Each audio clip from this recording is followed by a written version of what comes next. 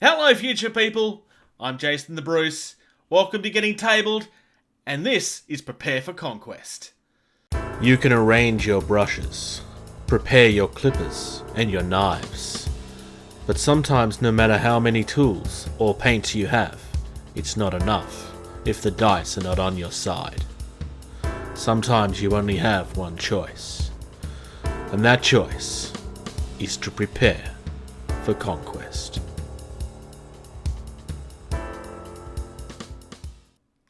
So, looking back into Conquest rules again today. Today we're going to take a look at the rules for the Dweghom, specifically the Ardent Kerawegh, which I'm probably saying wrong, but we're going to look at the rules for it anyway. Alright, so here we go on the website. This is the first of the characters for the Dweghom that we're looking at. It's an infantry type. It's got a medium weight class, and it's costing you 70 points, which is roughly about what we're seeing for these first guys. Got a march of 1, reading that backwards. A march of 5, a volley of 1, a clash of 2. We've got 4 attacks, 4 wounds, 4 resolve. That's quite good. 3 defense and no evade. Special rules wise, it's a character, that's fairly obvious. Priest 5, so this is a priest type character, which basically means that it's a spellcaster. Now, there's different types of spellcasters in Conquest. What the rules are at this particular point is that at this stage, they're all essentially the same thing. Later editions do intend on actually changing that so that priests and wizards and so on and so forth are all different things. But at this stage, it's just different names for the same thing. So this is a rule that we will see evolve over time as the game continues. Now, if you was to take this guy as your warlord, then you will get the supremacy ability Righteous Annihilation. While this character is on the battlefield, all regiments in your army receive +2 march to the first march action they perform during each of their activations. In addition, once per game, your regiments add 2 to their charge distance until the end of turn.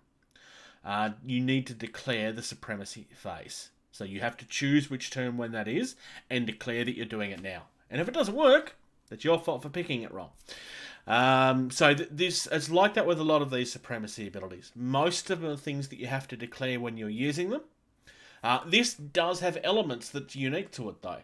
Because usually it's either something that helps all the time or is an active thing that you declare once and then it's done. This kind of has elements of both. So that's interesting. Because it's always considered to be active, with the exception of that one part. I kind of like that. It makes it more flexible. No draw events, regular size as the rest of the characters. Now, relics and so forth are things that we will look at a later date. I'm going to move straight on to the things that's specific to this guy. You must have at least one spell. So I'm going to start with Dismay, which costs you 30. We've got a 12-inch range. It's got a difficulty of 3, but it's scaling. Target becomes Broken Regiment. Has no effect on regiments that are already broken.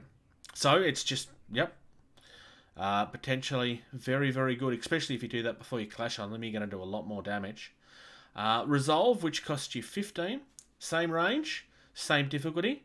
Remove any broken status from the target regiment, exactly as if it had used a rally action. So you can break all of their stuff and then bring all of your stuff back. That's quite good. It might even be worth taking both of these. Depends on what the rest of your army is going to be focused on. But I quite like both of those, and I could see them both working very well for different circumstances. Alright, warband-wise. So, we've got a Hold Balustae, we've got Hold Warriors, Initiates, and Wardens. In the Restricted, we have Flame Berserkers and Stone Sentinels. So, it's interesting getting a look at our first character. Like with a lot of things, we're not really going to see how this stacks up against everything else until we start looking at it. This particular one, depending on how much room you have, I quite like the idea of taking both of those spells. Because there are some turns where You're going to want to set it up to break them and then charge and then ruin them. But at the same time, you're going to have things that you need to get out of that broken state to prevent it happening to you.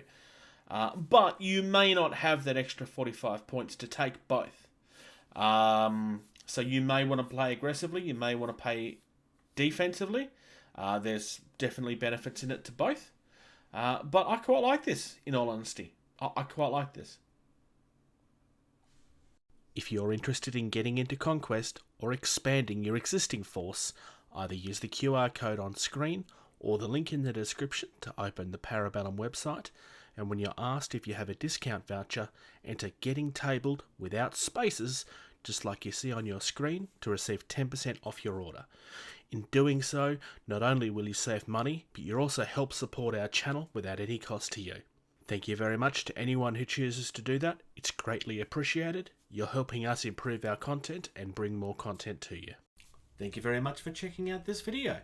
If you're enjoying the content of this channel, please like and subscribe. If you're in a position to do so, please check out patreon.com/gettingtabled.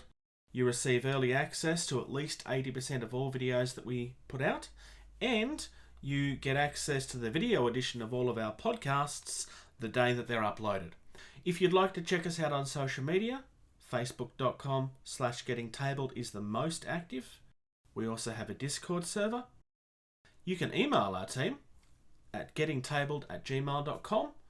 If you're on either Twitter or Instagram, you can find us at gettingtabled. And until next time, play more.